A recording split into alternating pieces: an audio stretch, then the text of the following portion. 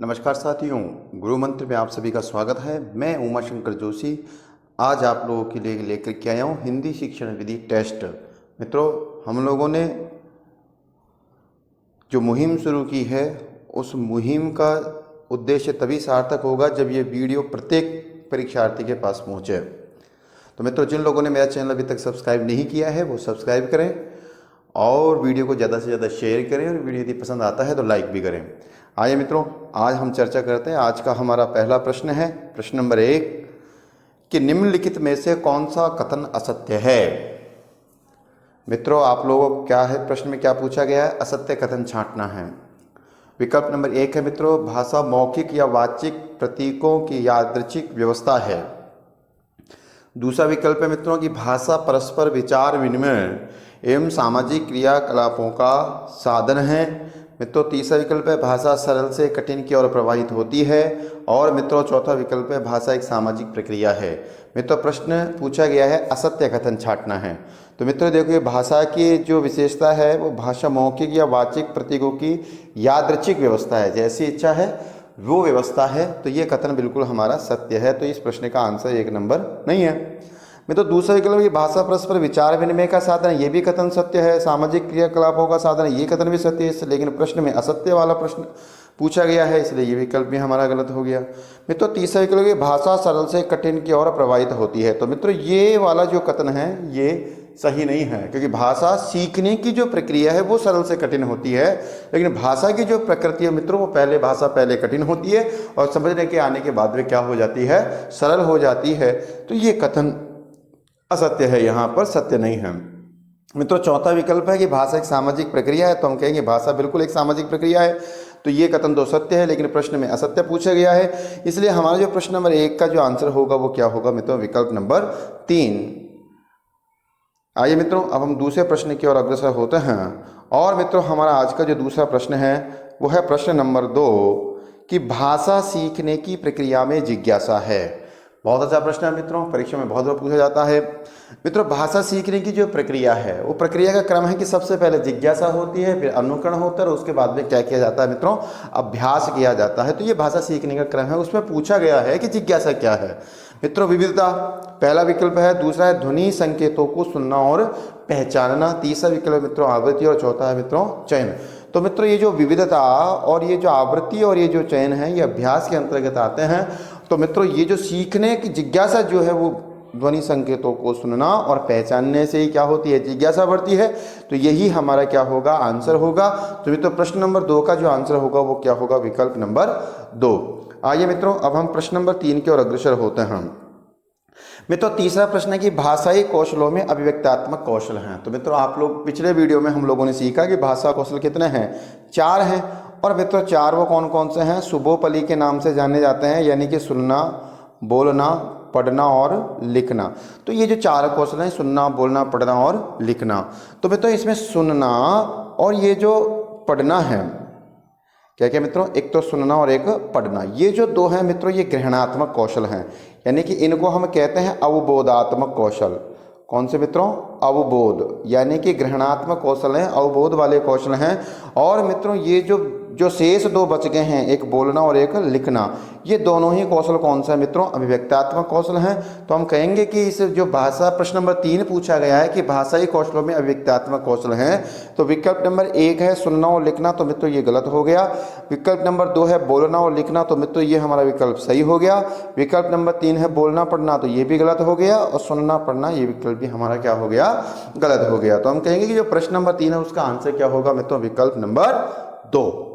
आइए मित्रों, अब हम प्रश्न नंबर 4 की ओर अग्रसर होते हैं। और मित्रों, हमारा प्रश्न नंबर 4 है कि वस्तु की अनुपस्थिति किस बिंब के अंतर्गत होती है। तो मित्रों, प्रश्न पूछा गया है बिंब से संबंधित, भाषा सीखने में बिंब जो है उनसे संबंधित ये प्रश्न है। मित्रों, पहला है दृश्य बिंब, दूसरा है श्रुति बिंब, तीसरा है विचार बिंब और चौथा है भाव बिंब। तो सबसे पहले तो हमें यही सीख लेना है कि 4 प्रकार के क्या होते हैं? हमारे बिंब होते हैं। दृश्य बिंब यानी किसी वस्तु को देख करके जो हमारे मस्तिष्क में जो बिंब बनता है उसे हम क्या कहते हैं, दृश्य बिंब। सुन करके जो बिंब बनता है उसे हम श्रुति बिंब कहते हैं। और मित्रों जहां वस्तु की अनुपस्थिति होने के बाद में भी विचार से जो बिंब बनता है उसे हम क्या कहते हैं, विचार बिंब कहते हैं। और मित्रों भाव बिंब में सुख दुख संतोष भावनात्मक जो बिंब बनते हैं वो किसके अंतर्गत बनते हैं, भाव बिंब के अंतर्गत बनते हैं। तो हम कहेंगे कि वस्तु की जो अनुपस्थिति होती है वो कौन से बिंब में होती है मित्रों, विचार बिंब में होती है। तो हमारे प्रश्न नंबर 4 का भी जो आंसर होगा वो क्या होगा मित्रों, विकल्प नंबर 3। आइए मित्रों अब हम प्रश्न नंबर 5 की ओर अग्रसर होते हैं। मित्रों प्रश्न नंबर 5 है कि इकाई विधि के अंतर्गत कौन सी विधियों का समावेश है।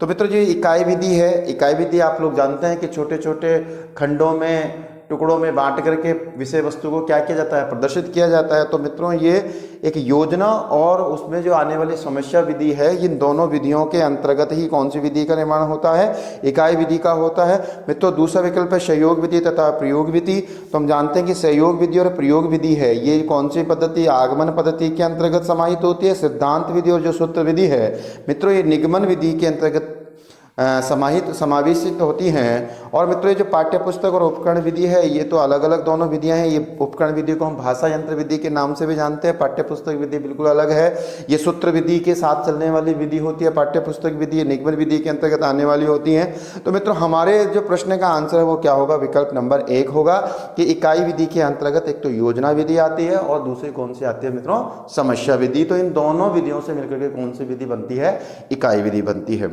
आइए मित्रों अब हम प्रश्न नंबर 6 की ओर अग्रसर होते हैं। प्रश्न नंबर 6 है कि प्रत्यक्ष विधि से संबंधित कौन सा कथन सत्य नहीं है। जी हाँ मित्रों, क्या प्रश्न पूछा गया है, नहीं है वाला विकल्प पूछा गया है। मित्रों नहीं है तो आपको छांटना नकारात्मक अभिव्यक्ति वाला ये प्रश्न है। पहला विकल्प है कि इस विधि का मुख्य उद्देश्य व्याकरण अनुवाद प्रणाली के दोषों को दूर करना है। तो बिल्कुल सत्य कथन है ये। तो ये वाला आंसर हमारा सही नहीं होगा क्योंकि हमसे असत्य कथन पूछा गया है। दूसरा विकल्प है मित्रों कि इस विधि का प्रयोग सर्वप्रथम फ्रांस के में 1901 में गुइन महोदय द्वारा किया गया। तो मित्रों ये कथन भी सत्य है, लेकिन प्रश्न का आंसर सही नहीं है क्योंकि हमसे कौन सा सत्य नहीं है वाला नकारात्मक अभिव्यक्ति वाला प्रश्न पूछा गया है। मित्रों तीसरा विकल्प है कि हिंदी भाषा प्रदेशों में हिंदी का शिक्षण करवाते समय वहाँ की स्थानीय मातृभाषा के शब्दों का प्रयोग किया जाता है। तो मित्रों ये कथन सत्य नहीं है बिल्कुल, क्योंकि मित्रों यह जो प्रत्यक्ष विधि है इसमें जिस भाषा का अध्ययन करवाया जाता है उसी भाषा में शिक्षण कार्य करवाना होता है। किसी भी विषय किसी भी भाषा से संबंधित मातृभाषा के शब्दों का प्रयोग हम नहीं कर सकते हैं। तो आपके समझ में आ गया हिंदी भाषा प्रदेशों से तात्पर्य होता है मित्रों कि जहाँ हिंदी भाषा बोली नहीं जाती। जो हमारे दक्षिण भारत में है तो वहाँ देखते हैं कि अलग अलग क्षेत्रीय भाषाओं का प्रभाव है, अंग्रेजी की भाषा का प्रभाव है, तो वहाँ हिंदी भाषाएं नहीं बोली जाती है, तो वो हिंदी भाषा प्रदेश हो गए हैं। तो वहाँ पर भी यदि हिंदी का शिक्षण कार्य करवाना होता है तो मित्रों हिंदी के विषय को समझाने के लिए हिंदी भाषा का ही क्या किया जाता है, प्रयोग किया जाता है। तो हम कहेंगे कि ये कथन क्या है, सत्य नहीं है। मित्रों चौथा विकल्प है कि इस विधि को निर्बाध विधि, स्मार्त विधि, प्राकृतिक विधि, सुगम पद्धति आदि के नाम से जाना जाता है। तो ये कथन भी सत्य है, इसलिए ये भी हमारा आंसर नहीं होगा। तो मित्रों हम कहेंगे कि प्रश्न नंबर 6 का जो आंसर होगा वो क्या होगा मित्रों, विकल्प नंबर 3 होगा। आइए मित्रों अब हम प्रश्न नंबर 7 की ओर अग्रसर होते हैं। और मित्रों हमारा प्रश्न नंबर 7 है आज का कि हर्बर्ट महोदय के सुप्रसिद्ध शिष्य जिलर द्वारा हर्बर्ट पठन प्रणाली के किस पद को 2 भागों में बांटा गया है। मित्रों आप लोगों ने बहुत फेमस पद्धति है हर्बर्टीय पंचपदी पद्धति, तो 5 पद हैं उसमें, लेकिन जो हर्बर्ट महोदय उन्होंने कितने पद दिए थे मित्रों, 4 ही पद दिए थे। उसके बाद में जो भी पद आए हैं उनके शिष्यों ने दिए हैं। जिलर और राइन नाम के 2 शिष्य हैं, उन्होंने जो शेष पद बने हैं वो दिए हैं। तो मित्रों प्रश्न हमसे किससे शिष्य से संबंधित पूछा गया है, जिलर से पूछा गया है। तो जिलर महोदय ने कौन सी प्रणाली किस पद को 2 भागों में बांटा गया है, कौन से को बांटा गया है, 2 पद में बांटा गया है। तो मित्रों हम उस प्रश्न के आंसर को बताने वाले हैं।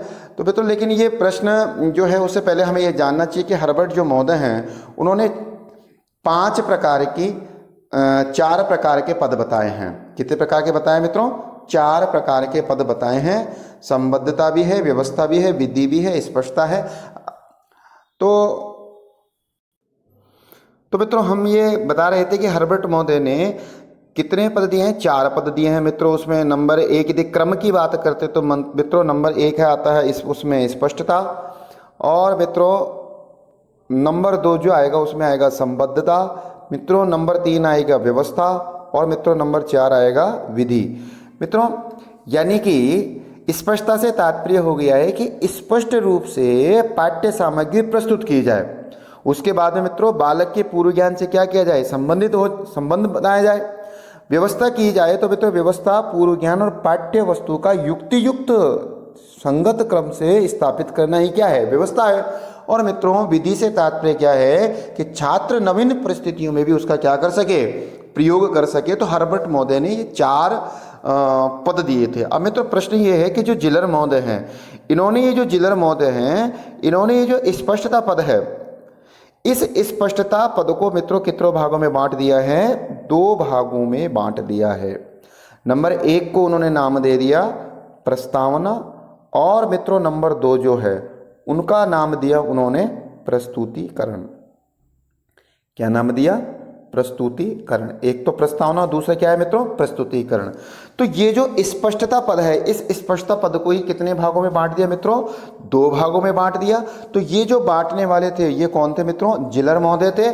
लेकिन मित्रों इनके बाद में एक और शिष्य पैदा हुए, राइन। कौन हुए मित्रों, राइन। और राइन ने इन दोनों के बीच में यानी कि प्रस्तावना और प्रस्तुतिकरण के बीच में क्या दे दिया, उद्देश्य कथन दे दिया। तो ये उद्देश्य कथन देने वाले थे राइन। और जिलर ने स्पष्टता को कितने भागों में बांटा, 2 भागों में, एक प्रस्तावना और दूसरा प्रस्तुतिकरण। इस प्रकार मित्रों हर्बटीय पंचपदी थी उसके कितने पद हो गए, 5 पद हो गए।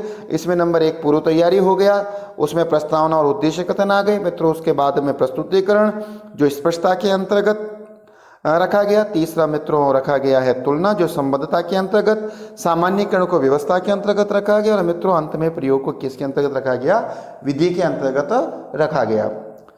ठीक है मित्रों, तो हम लोग अब ये कह पाएंगे कि जो प्रश्न नंबर 7 है कि जिलर महोदय ने किस पद को 2 भागों में बांटा, तो स्पष्टता पद को, एक प्रस्तावना और दूसरा प्रस्तुतिकरण।